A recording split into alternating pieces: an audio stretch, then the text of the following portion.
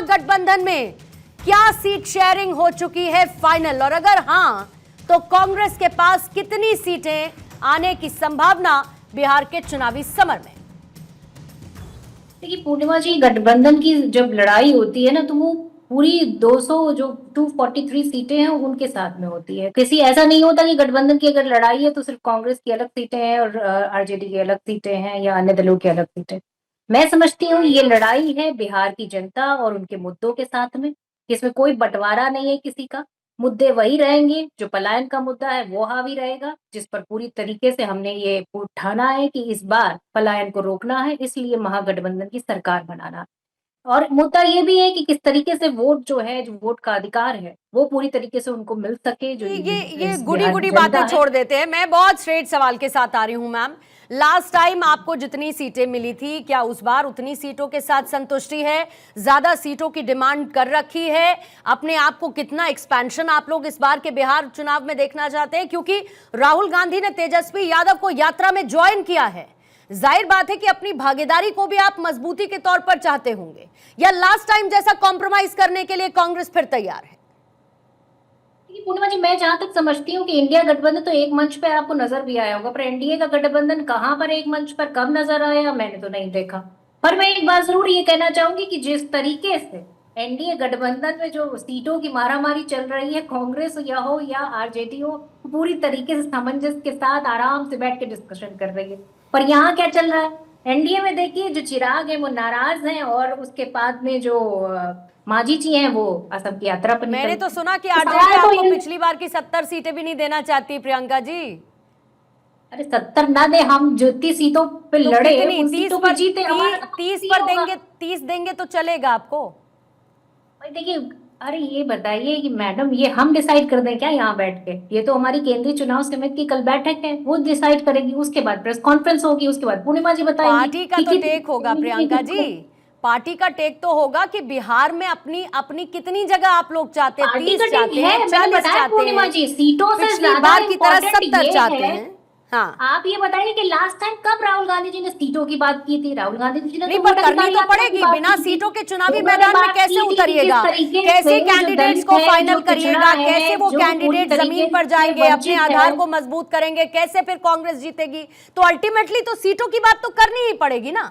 बिना सीटों की बात किए कैसे कांग्रेस चुनावी कैसे तैयारी करें? जीतेगी वो मैंने आपको बताया फॉर्मूला क्या है। कांग्रेस की जीत का यही फॉर्मूला है कि वो जनता के मुद्दे हैं, जो पलायन का मुद्दा है, जिस तरीके से भ्रष्टाचार का मुद्दा है, पूरी तरीके से भारतीय जनता पार्टी के पास कोई फेस नहीं है। जितने भी फेस हैं वो सब भ्रष्टाचार में पैर का नाखून होता है और सिर के बाल तक डूबे हुए हैं। किसी के पास कोई डिग्री फर्जी है, तो किसी के पास जो है हत्या का आरोप है, तो किसी के पास जो है भ्रष्टाचार के करोड़ों रुपए के जो है घोटाले हैं। तो ये सारी चीजें निकल के देश, बिहार की जनता भी देख रही है और देश की जनता भी देख रही है। पर हकीकत ये है कि मुद्दा ये नहीं है। मुद्दा ये पूर्णिमा जी, किस तरीके से बाढ़ के लिए जितने भी बताए गए कि हम ये करेंगे वो करेंगे, इसको हम आपके कैंपेनिंग कैंपेनिंग के लिए रख लेते गांव हैं। के गांव डूबे जा रहे हैं। इसको हम मुद्दा ये कैंपेनिंग भी के लिए है रखते पूर्णिमा हैं, जी, क्योंकि और अब तो इस देखिए मुद्दे पर आचार बात संहिता करने को लागू हो तैयार चुकी नहीं है है। प्रियंका जी। अब आचार संहिता लागू हो चुकी है, तो इसको आपकी डोर टू डोर आचार संहिता कैंपेनिंग के आप लिए रख लागू हो लेते गई हैं। 20 साल से, तो किसकी सरकार थी मैडम? इसके लिए आचार संहिता तो डोर आप टू लागू डोर हो गई है। कैंपेन 20 का आप साल से इंतजार जिसकी करिए। सरकार थी, उसने लेकिन बाढ़ राजन साहब के देखिए, मुद्दे पर क्या राजन काम साहब किया? आज मैं लड़ने के लिए यहाँ पर नहीं बैठी हूँ। आप लोग आपस में लड़ लीजिए, लड़ना है तो लड़िए, सम्मानजनक सीट बंटवारा करना है तो करिए। मुझे तो बस राजन साहब इतना बता दीजिए कि हमने सुना कि इस बार आरजेडी जो है कांग्रेस को 70 से भी कम सीटें देने का प्लान बना रही है।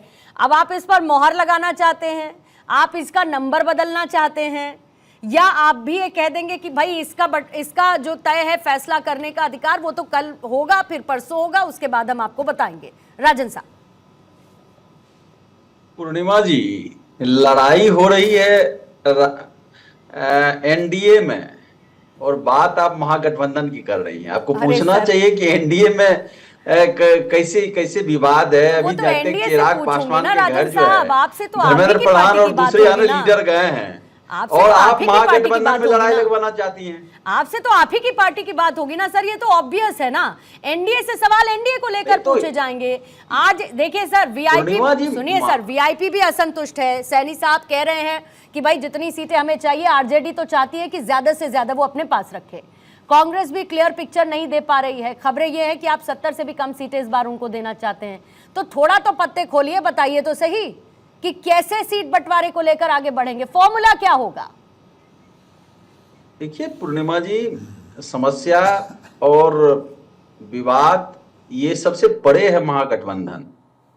महागठबंधन में कोई विवाद नहीं है, कोई समस्या नहीं है। कोऑर्डिनेशन कमेटी बनी हुई है, उस पर हमारे तमाम लीडर, जो घटक के लीडर हैं, वो आपस में बातचीत कर रहे हैं, संवाद कर रहे हैं। दरअसल सीट शेयरिंग से ज्यादा महत्वपूर्ण है बिहार जो 20 साल की खटारा सरकार है उसको कैसे हटाना है।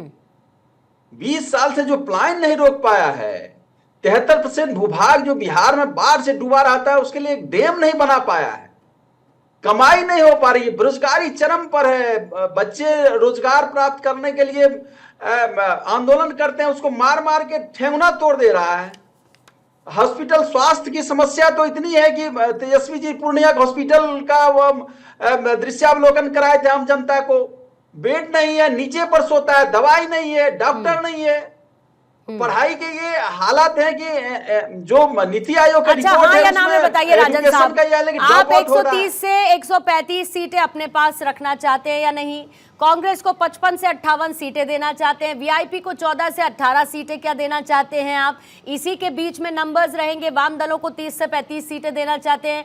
अभी तक का फॉर्मूला क्या यही है? मुद्दों की सर मैं बात ही नहीं कर रही ना, मुद्दों की हमने बहुत दिनों तक बहुत चर्चा कर ली। आज तो बड़ी बात यही है ना कि कौन अपने आप को बड़ा भाई रखना चाहता है, कौन अपने आप को ज्यादा सीटों के साथ चुनावी मैदान में उतारना चाहता है। पूर्णिमा जी, ये देखिए, ये जो पार्टी के अंदर, गठबंधन के अंदर ये सब कोऑर्डिनेशन होता है, आपस की सहमति होती है। और सीट शेयरिंग से ज्यादा महत्वपूर्ण यह है कि हम किस सीट पर जीत सकते हैं, उसका क्या स्ट्रेटेजी हो सकता है, कैसे वो समन्वय स्थापित हो सकता है। हम लगातार तमाम जो जितने सीट हैं उन सीटों पर सबकी भागीदारी और सबकी सहमति कैसे बने वो कोऑर्डिनेशन कमेटी देख रही है। जब डिसीजन हो जाएगा तो आपको बता दिया जाएगा, आपको पूरी लिस्ट दी जाएगी। और जल्दी आपने अभी दिखाया ना कि महागठबंधन के लीडर बोल रहे थे कि कल हम सीट तो आपको जल्दी पूरी ही लिस्ट देंगे प्रकाशित कर लेंगे। बिल्कुल देंगे, आप पूरी की पूरी आपकी लिस्ट भी आएगी। फिर उसके बाद आपने कहा कि कैंडिडेट, जिताऊ कैंडिडेट, ये तो राजन साहब बहुत बेसिक सी बात है कि किसी भी सीट पर आप जिताऊ कैंडिडेट ही उतारेंगे। लेकिन फिर भी सीट शेयरिंग फॉर्मूला तो होता है ना कि भाई आप 60 पर उतारिएगा, आप 40 पर उतारिएगा, हम 130 पर उतारेंगे। मैं बस उसी फॉर्मूले की बात कर रही थी, ठीक है। लेकिन मैं समझ सकती हूँ कि उस पर अभी बात करना आपके लिए भी बहुत ज्यादा जल्दी मुमकिन हो सकता है। अक्षत शौनक साहब, ये बताइए कि उभरती पार्टी है, जाहिर है कि एक विकल्प के तौर पर आप लोग चुनावी मैदान में उतरना चाहते हैं, लेकिन सीट शेयरिंग को लेकर आस क्या है? क्या आपको इमेच्योर, नया मानकर कॉम्प्रोमाइज करने की सिचुएशन में रखा जा सकता है? देखिए, धन्यवाद। मैं जय बिहार के साथ शुरुआत करूंगा।